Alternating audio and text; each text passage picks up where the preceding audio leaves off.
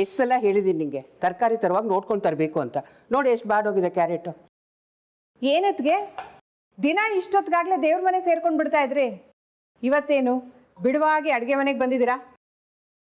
ರೇಖಾ ಸ್ವಲ್ಪ ಆಚೆ ಹೋಗು. ದೇವ್ರ ಹತ್ರ ಬೇಡ್ಕೋಬೇಕಾಗಿದ್ದನ್ನು ನಿನ್ನ ಹತ್ರ ಬೇಡ್ಕೊಳ್ಳೋಣ ಅಂತ. ತಮಾಷೆ ಮಾಡ್ತಾ ಇದ್ದೀರಾ? ಬರಿಗೈ ದಾಸಿ ನಾನು, ಧನಲಕ್ಷ್ಮಿ ನೀವು. ನನ್ನ ಹತ್ರ ಏನಿದೆ ಅದಕ್ಕೆ ಕೊಡೋದಕ್ಕೆ? 20 ವರ್ಷದ ಹಿಂದೆ ನಮ್ಮ ಯಜಮಾನರ ಜೀವನದಲ್ಲಿ ಒಂದು ಘಟನೆ ನಡೀತು. ಅದು ನಿನಗೂ ಗೊತ್ತು. ಆ ವಿಷಯದಲ್ಲಿ ನಮ್ಮಿಬ್ಬರನ್ನ ಬಿಟ್ಟರೆ ಬೇರೆ ಯಾರ ತಲೆ ಹಾಕೋದು ನನಗಿಷ್ಟ ಆಗಲ್ಲ. ಆರ್ಡರ್ ಮಾಡ್ತಾ ಇದ್ದೀರಾ? ಆರ್ಡ್ರ್ ಆದರೂ ಅಂತ ಅನ್ಕೋ, ಬೇಡಿಕೆನಾದರೂ ಅಂತ ಅನ್ಕೋ. ಬೇಡೋ ಧ್ವನಿ ಹೀಗಿರೋದಿಲ್ವಲ್ಲ? ಹುಡುಗಾಟಿಕೆ ಬೇಡ. ನೋಡು ನಾಗಲಕ್ಷ್ಮಿ, ನಾನು ನಿನ್ಕಿಂತ ದೊಡ್ಡವಳು, ನಿನ್ನ ಅದಕ್ಕೆ ಕೈ ಮುಗ್ದು ಕೇಳ್ಕೊತೀನಿ, ನನ್ನ ಗಂಡನ ಗೌರವನ ಹಾಳು ಮಾಡಬೇಡ. ಯಾವುದೋ ಕಾಲದಲ್ಲಿ ನಡೆದು ಮುಚ್ಚೋಗಿರೋ ಘಟನೆ, ಅದನ್ನು ಈಗ ಎತ್ತಿ ತೋರಿಸಿ ದೊಡ್ಡದು ಮಾಡಿ ಅವ್ರಿಗೆ ಅವಮಾನ ಮಾಡಬೇಡ್ವೆ. ದಯವಿಟ್ಟು ತಂದೆ ಮಗನ ಸಂಬಂಧನ ಹಾಳು ಮಾಡಬೇಡ್ವೆ. ಅವ್ರ ಹೆಂಡತಿಯಾಗಿ ಅವ್ರ ಗೌರವದ ಭಿಕ್ಷೆ ನಾನು ನಿನ್ನ ಹತ್ರ ಬೇಡ್ತಾ ಇದ್ದೀನಿ. ವಿಕ್ರಮಿಗೆ ಏನಾದರೂ ಈ ವಿಷಯ ಗೊತ್ತಾದರೆ ನಿಮ್ಮ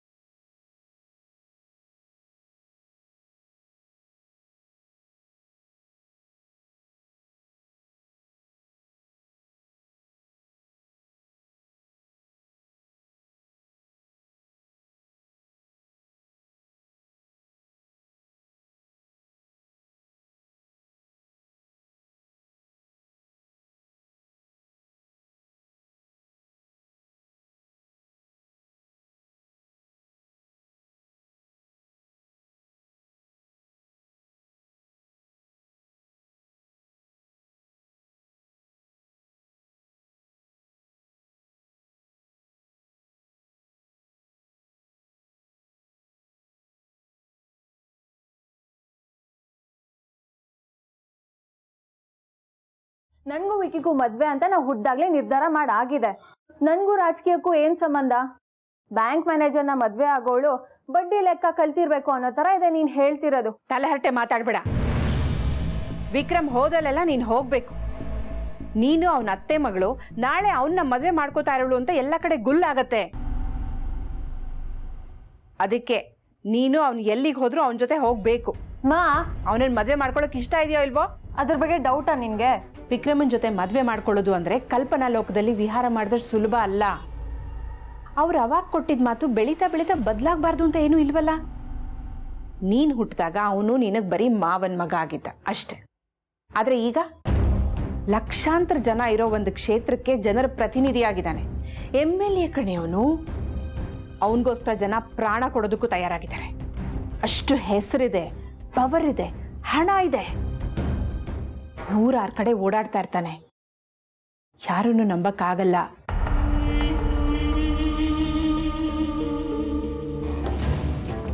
ವಿಕ್ರಮ್ ಬಗ್ಗೆ ನಂಗೆ ನಂಬಿಕೆ ಇದೆ. ಅಯ್ಯೋ ದಡ್ಡಿ, ಕಟ್ಕೊಂಡಿರೋ ಗಂಡನ್ನೇ ನಂಬಕ್ಕಾಗದೆ ಇರೋ ಕಾಲದಲ್ಲಿ ಕಟ್ಕೊಳ್ದೇ ಇರೋನೇ ನಂಬಕ್ ಹೋಗ್ತಾ ಇದೆಯಲ್ಲ ನೀನು. ಇದರಲ್ಲೇ ಅರ್ಥ ಆಗತ್ತೆ ನಿನಗೆ ವಾಸ್ತವ ಏನು ಗೊತ್ತೇ ಇಲ್ಲ ಅಂತ. ನೋಡು, ಜೀವನ ಯಾವಾಗ್ಲೂ ನಾವ್ ಅನ್ಕೊಂಡ ಹಾಗಿರೋದಿಲ್ಲ. ಜನ ಯಾವಾಗ ಬೇಕಾದ್ರೂ ನಮ್ಮ ವಿರುದ್ಧ ಆಗ್ಬೋದು. ಅದಕ್ಕೆ ನಾವು ಯಾವಾಗಲೂ ಎಚ್ಚರಿಕೆಯಿಂದ ಇರಬೇಕು. ಒಬ್ಬ ರಾಜಕಾರಣಿ ಹೆಂಡತಿ ಆಗೋದು ಅಂದರೆ ಅದಕ್ಕೆ ಸಿಗೋ ಸ್ಥಾನಮಾನನೇ ಬೇರೆ. ನೀನು ದೊಡ್ಡ ಸೆಲೆಬ್ರಿಟಿ ಇದ್ದ ಹಾಗೆ. ವಿಕ್ರಮನ್ಗೆ ಜನ ಎಷ್ಟು ಮರ್ಯಾದೆ ಕೊಡ್ತಾರೋ ನಿನಗೂ ಅಷ್ಟೇ ಮರ್ಯಾದೆ ಕೊಡ್ತಾರೆ. ಅದನ್ನು ಅನುಭವಿಸೋದಕ್ಕೆ ಅದೃಷ್ಟ ಮಾಡಿರಬೇಕು. ಈಗ ಅವಕಾಶ ನಿನ್ನ ಹತ್ರ ಬಂದಿದೆ, ಅದನ್ನ ಸ್ವಂತ ಮಾಡ್ಕೋ. ವಿಕ್ರಮನ್ನ ಈಗ್ಲಿಂದಾನೇ ಕಟ್ ಹಾಕೋ. ಇಲ್ಲದೆ ಹೋದ್ರೆ ಅವನು ನಿನ್ನಿಂದ ದೂರ ಹೊರಟೋಗ್ತಾನೆ. ನಿನ್ನ ಜೀವನ ಎಷ್ಟೋ ಚೆನ್ನಾಗಿರ್ಬೇಕು ಅಂತ ಕನಸ್ಕೊಂಡಿರೋಳು ನಾನು. ಒಂದು ವೇಳೆ ಅವನೇನಾದ್ರೂ ನಿನ್ನಿಂದ ದೂರ ಹೋಗ್ತಾನೆ ಅಂತ ನನಗೆ ಗೊತ್ತಾದ್ರೆ ಇಡೀ ಮನೆನ ಗುಡ್ಸಿ ಗುಂಡಾಂತರ ಮಾಡಿ ಸುಟ್ಟು ಹಾಕ್ಬಿಡ್ತೀನಿ.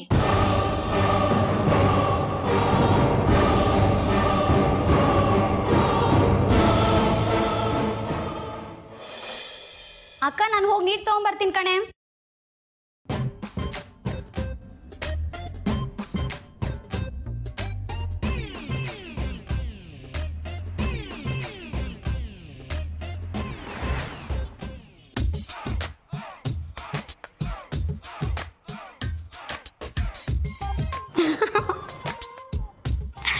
ಏನಾಯ್ತಪ್ಪ, ನೀರ್ ಮನೇಲಿ ಜಾಗ ಇರ್ಲಿಲ್ವಾ? ಅಡ್ಗೆ ಮನೆಗೆ ಬಂದು ಸ್ನಾನ ಮಾಡ್ತಿದ್ಯಲ್ಲ?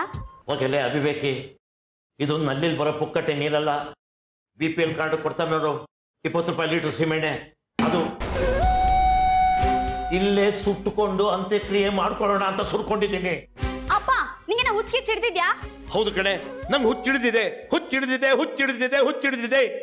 ನೀವು ಅಕ್ಕ ತಂಗಿರ ಜೊತೆ ಏಗಿ ನನಗೆ ಹುಚ್ಚಿಡಿದಿದೆ ಕಣೆ.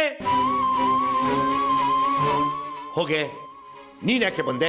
ನಿಮ್ಮ ಅಕ್ಕಂಗೆ ಕರ್ಕೊಂಬ ಹೋಗು. ಇವತ್ತು ಎರಡರಲ್ಲೊಂದು ತೀರ್ಮಾನ ಆಗ್ಬಿಡ್ಬೇಕು.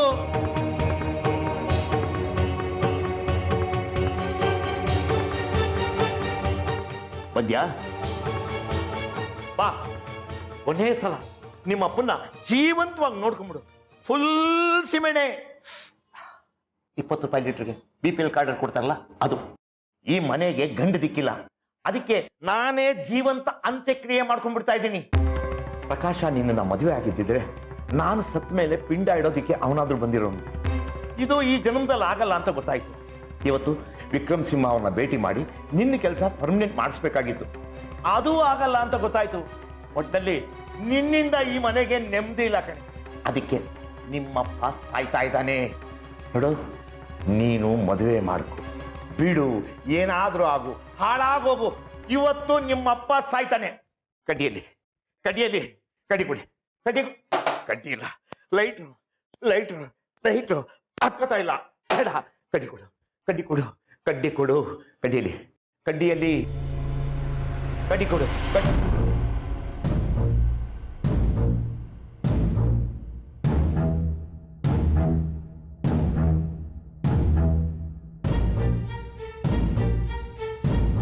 ಅಪ್ಪನ್ನೇ ಸಾಯ್ಸಕ್ ನಿಂತ್ಕೊಂಡ್ಬಿಟ್ಟಿದ್ದಾಳೆ ಮಗಳು.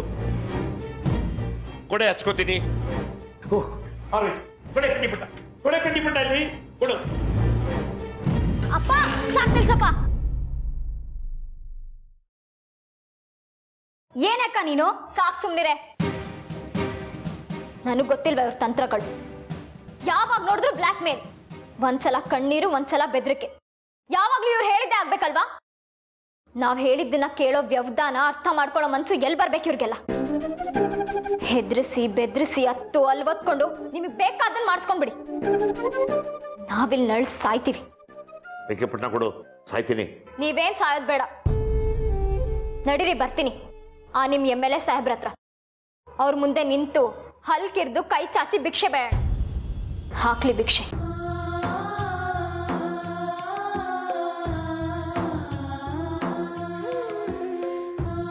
ಏ ಅವಿವೇಕಿ, ನೀನೇನೆ ನೋಡ್ತಾ ನಿಂತೆ? 5 ಲೀಟರ್ ಸೀಮೆ ಎಣ್ಣೆ, 3 ಅಂಡೆ ಬಿಸಿನೀರಾದ್ರೂ ಬೇಕು. ಕಾಯ್ಸು ಹೋಗು. ಕೆಲಸ ಪರ್ಮನೆಂಟು. ಪ್ರಕಾಶನ್ ಜೊತೆ ಮದುವೆ. ಹಿಂಗೆ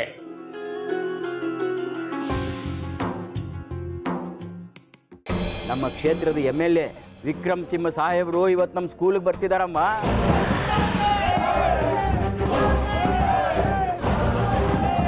ವೆಲ್ಕಮ್ ಸರ್.